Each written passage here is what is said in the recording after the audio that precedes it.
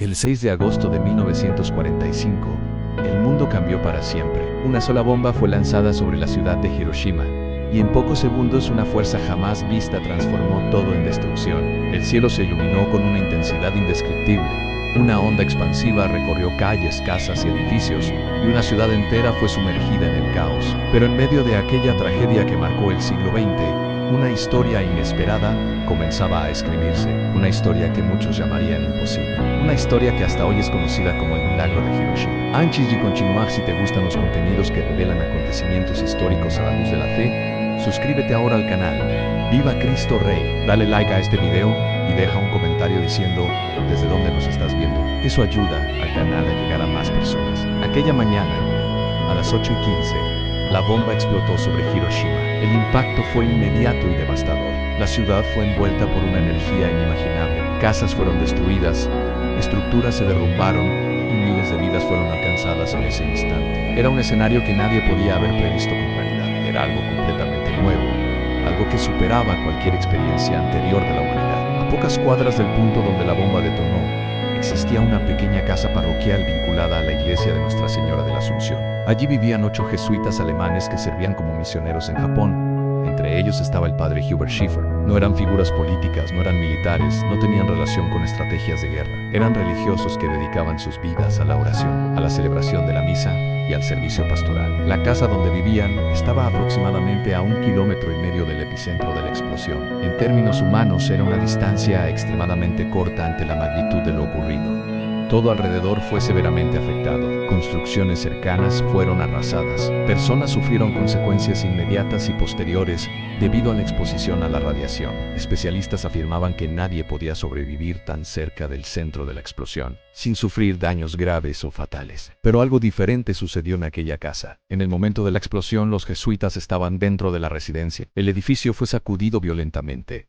Las ventanas se rompieron, partes de la estructura fueron dañadas, fueron lanzados al suelo por la onda expansiva. Durante algunos instantes, todo fue confusión, polvo y silencio. Cuando lograron levantarse, se dieron cuenta de que estaban vivos. Heridos levemente, pero vivos. Al salir a la calle, el escenario era indescriptible. La ciudad estaba profundamente afectada. Pero allí, en aquella casa sencilla, algo parecía haber sido preservado, de una manera que hasta hoy desafía explicaciones completas. La estructura no había sido pulverizada como tantas otras a su alrededor. Estaban conscientes, respirando, caminando. No presentaban los síntomas que los médicos esperaban de personas tan cercanas al epicentro. En los días siguientes, los médicos examinaron a los sacerdotes. La expectativa era que presentaran efectos severos de la radiación. Sin embargo, los exámenes no revelaban daños significativos. No desarrollaron las enfermedades que muchos otros sufrieron. Con el paso de los meses y los años, continuaron viviendo con normalidad. Algunos de ellos vivieron durante décadas después de aquel día. El padre Hubert Schiffer, uno de los sobrevivientes, relató en numerosas ocasiones lo sucedido. Testificó que durante los años posteriores no presentó problemas de salud relacionados con la radiación. Fue estudiado por científicos, entrevistado por médicos, cuestionado por especialistas que buscaban una explicación técnica. No se encontró una respuesta concluyente. Lo que hacía esta historia aún más intrigante era un detalle importante. Aquellos sacerdotes tenían el hábito de rezar diariamente el rosario juntos dentro de la casa. Vivían según la espiritualidad mariana, dedicándose a la oración constante, a la disciplina espiritual y a la vida comunitaria de fe. Ellos mismos afirmaron repetidamente que atribuían su supervivencia a la protección de la Virgen María, no como una declaración emocional,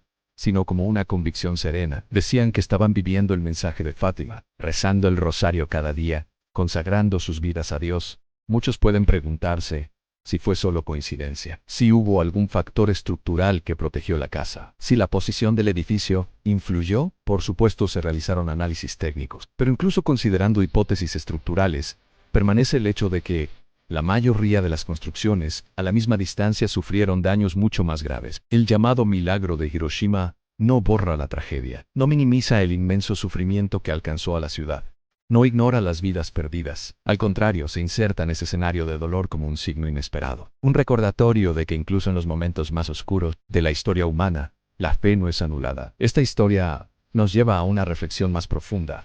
¿Qué significa un milagro? Muchas veces imaginamos los milagros como espectáculos grandiosos, pero en la tradición cristiana, el milagro es un signo que apunta a algo mayor.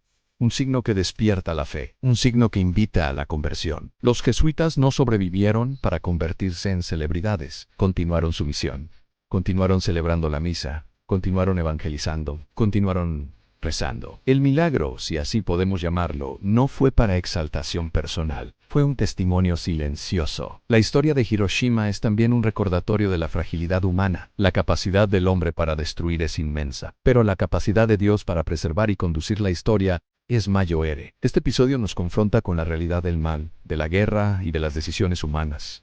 Al mismo tiempo, nos señala hacia la esperanza. El padre Schiffer afirmó en diversas entrevistas que creía que su supervivencia era un llamado a la confianza, una invitación a tomar en serio la oración, un recordatorio de que la fe no es superstición, sino una relación viva con Dios. A lo largo de las décadas, el testimonio de estos jesuitas fue presentado como ejemplo de perseverancia espiritual. No salieron ilesos en el sentido emocional, vieron la destrucción a su alrededor, ayudaron a víctimas, presenciaron sufrimiento, pero permanecieron firmes. El milagro de Hiroshima no debe interpretarse como favoritismo divino, como si Dios hubiera elegido a algunos y abandonado a otros. Esa no es la lógica cristiana. El cristianismo no enseña que la fe sea un escudo contra todo dolor físico. Enseña que Dios puede actuar de maneras que superan nuestra comprensión. La verdadera fuerza de esta historia está en el testimonio. Hombres de fe que, frente al peor escenario imaginable, permanecieron confiados, no cayeron en la desesperación, no abandonaron su vocación. Continuaron creyendo que Dios estaba presente incluso en medio de la tragedia. ¿Cuántas veces perdemos la esperanza ante dificultades mucho menores? ¿Cuántas veces dejamos de lado la oración? El mundo moderno muchas veces rechaza cualquier posibilidad de intervención divina. Prefiere respuestas exclusivamente materiales. Pero la historia de la fe cristiana está llena de signos que no pueden ser ignorados con facilidad. El milagro de Hiroshima permanece como uno de esos signos, no como una prueba matemática, sino como un testimonio humano. Un testimonio de hombres que vivieron décadas después de aquel día, sanos, coherentes y firmes en su fe. Esta historia no nos llama a buscar protección mágica, sino a vivir con confianza. No nos invita a ignorar la ciencia, sino a reconocer que la realidad es más grande que nuestra comprensión limitada. En medio de las guerras, las crisis y las incertidumbres del mundo actual,